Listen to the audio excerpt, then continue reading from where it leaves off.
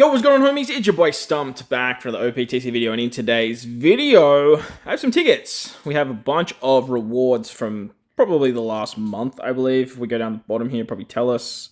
What do we got here?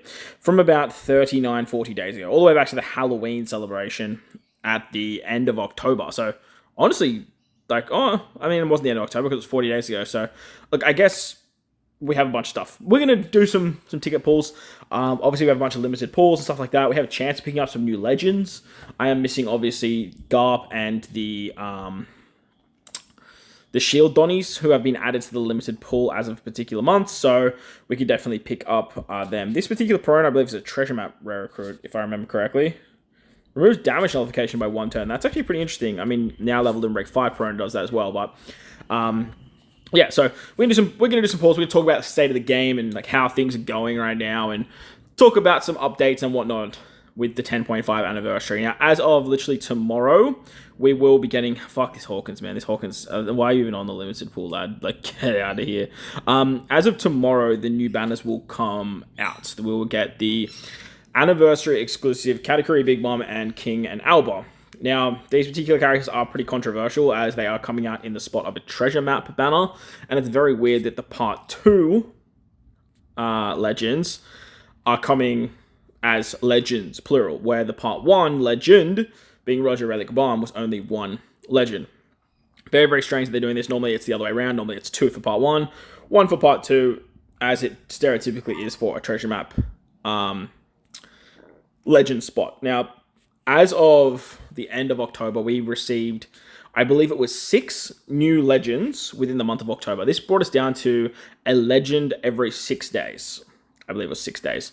6 to 7 days, somewhere between that margin. It's like 6.1 or something like that.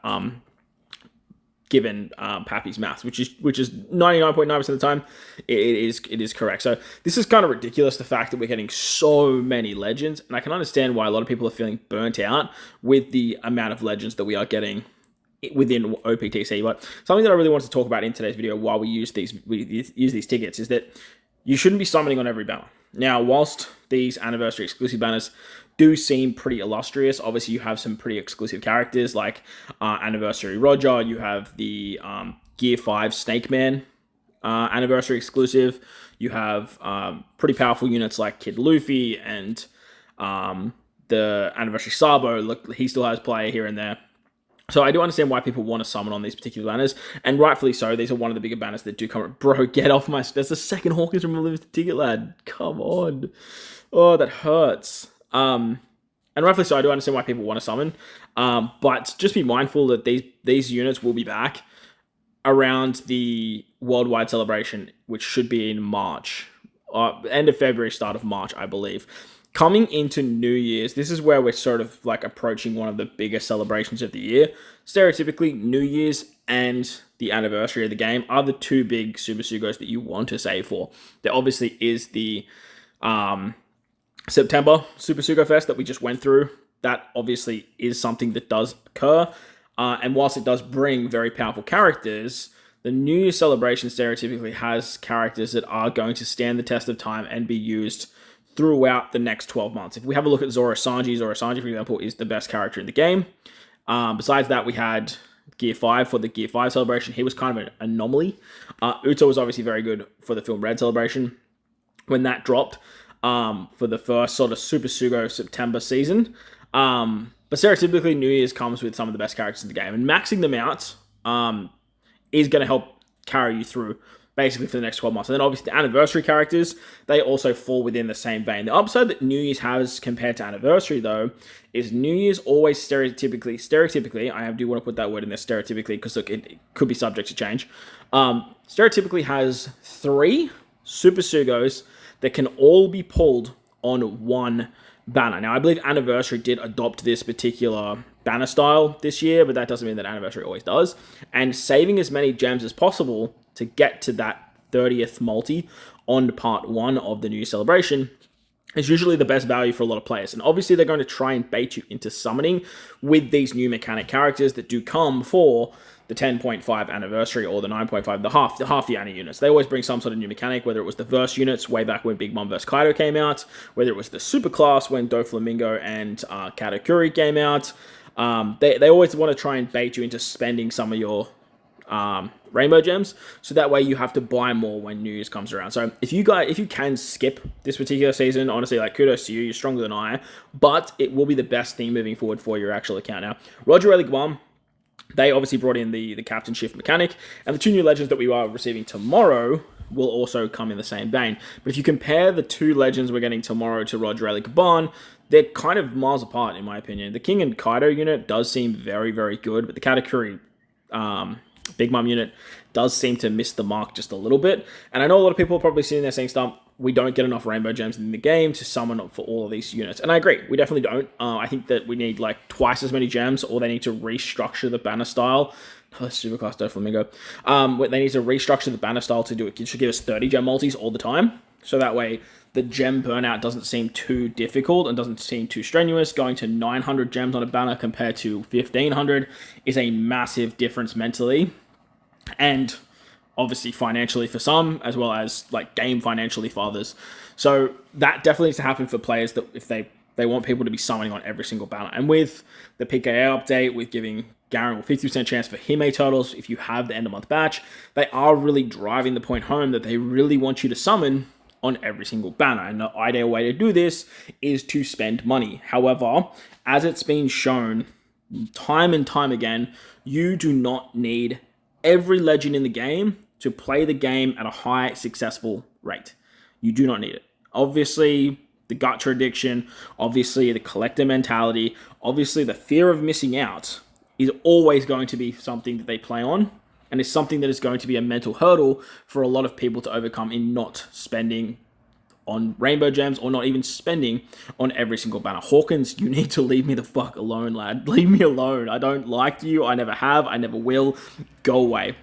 But it is a mental hurdle that a lot of people have to sort of overcome, and it is a way of Bandai and Dreamcom and the people that develop this game to make money, right? They want you to summon on banners, they want you to buy gems, and they want to bait you into using these gems. So what I want to preface here is, if you do things right, if you skip every banner, or even like majority of banners, and then save for the Super Sugos, you will be in a very good position whenever these big celebrations come around, namely the New Year celebration and namely the anniversary. Now, having enough gems for that whopping triple Super Sugo that we go through September, it can be a little bit challenging, and I definitely understand the premise there. But these anniversary exclusive banners are definitely ones that you want to really consider skipping, as you don't have really a need to summon here. The anniversary exclusives, while they are all respectively very powerful in their own regards, they will come back on the anniversary, which is the banner that you should be summoning on. Now, other characters, if you're really into PvP like myself and you really want like Snake Man, Gear 5 Luffy from the film Red Celebration, if you really want V1 Roger, because V1 Roger is an absolute monster, you should have picked him up on anniversary, if I'm being completely honest with you. But I can understand why you would want to summon on these banners. However, if, like I said, if you skip the banners from, say, the last Super Sugo Fest to the next Super Sugo, you're going to have a really healthy amount of gems. I want to use my homie Shiro as an example. He got absolutely destroyed on the Verse Shanks Kid and the Dory Brogy part of the Super Sugo Fest that we got for the big Verse celebration. I believe he spent all of his gems trying to get a copy of each, which he ended up doing, and now that celebration was like, what, 2 months away? Like 2 months ago? Roughly 2 months ago, somewhere in that sort of vein. Now he's sitting at a really healthy 900 gems. Now, obviously, there's been a lot of banners in between then and now that he's had to sort of say, all right, no worries, I'm not going to be spending here. It might be treasure map banners, it might be PvP banners, it's end of month banners, Kazuna banners, like all of that comes into play. But when it comes to all those banners, none of those characters are really essential for what's in front of you. You can play the game at a high level if you have a high-end account, or just sort of sacrifice and say, okay, well, I'm just going to run the Grand Line this season, and then I'll do New World next season. That still can positively benefit your account if you are sort of that mid-game player. So you can sit at a real comfortable level. And obviously he's skipping these anniversary banners, which again, kudos to him, more power to you, because like I'm not that strong. But skipping these particular banners and building up all of the gems through November, all the way through to December and the end of December, he'll be sitting comfortably at that 1500 gem mark. That way he can do the 30 multis on part 1 super comfortably, and then get as many of the New Year's characters, the Super Sugo New Year's characters, and even some dupes like Hawkins, dude. Go, stop. Bro, stop it, Hawkins.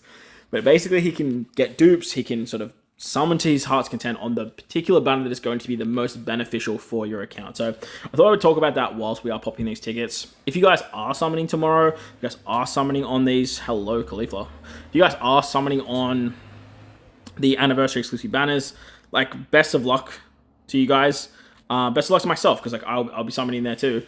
But just be mindful, if you're one of those people that sits there and says that there's not enough gems to go around and I'm always consistently out of gems, then you might need to reevaluate where you're spending and how you're spending, because you could game financially be in a much better position. I understand like the periods between like the last time you summon until the next time you summon can be a little lackluster, because obviously you're using the same characters all the time, and you're not really getting that much diversity through your account because you're just, again, running the same units. And I understand that can be a little bit draining, it can be a little bit boring, a little bit hard to overcome, but at the same time, like every 6 months or even every 3 months, you're going to be in a position where you're back getting that dopamine hit, having that fun with summoning and getting some of the best characters in the game. As for the summons we've done today, they sucked. Like, these tickets have been so bad. I don't think we've pulled anything of use. I think the Morley Halloween Treasure Map Rare Recruit is like the only thing that I've seen that has been somewhat beneficial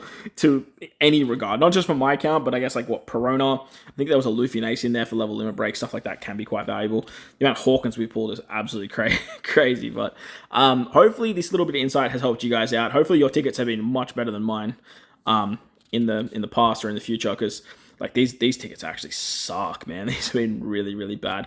But like I was saying, I just wanted to give you guys a little bit of insight in the best way to be utilizing your currency, the best way to be spending your rainbow gems, and the best way to be getting the most out of your account when it comes to the high-end characters. Remember, like I said, New Year's is literally a month and a half away. Like we are now on the 11th of November. It's like a month and 20 days away. So the banners will probably come out a little bit earlier than, yo, Boa, hello. They'll come out a little bit better. They'll come out a little bit earlier than like the 31st of December. Sometimes they come out like the 30th for myself. Sometimes they come out on the 31st. But when those banners drop and you have that many gems at your disposal, you are going to be just in a much better time and a much better place. Now, that's not to say you can't throw discount multis like Treasure Map, for example. Treasure Map has pretty good steps, doing like 130 gems for a guaranteed new unit. I believe it's 180 actually now. To get a guaranteed new unit to maybe try and just make the treasure map a little bit easier if you spend a little bit of money here and there. Those banners are pretty valuable to do. PvP banners, obviously, with the discounts can be pretty worthwhile, but most of the time, like Kazuna banners and support banners are pretty skippable, and end of month banners are definitely skippable, like 100% skippable, so make sure you guys don't touch those. But like I said, hopefully this insight helps you guys out. If it does, put the like button, hit the subscribe button, do all that good stuff. Most importantly, wherever you guys are in this beautiful world, please remember to enjoy the rest of your day. As always, homies, thank you all for watching, and I'll catch you all in the next one.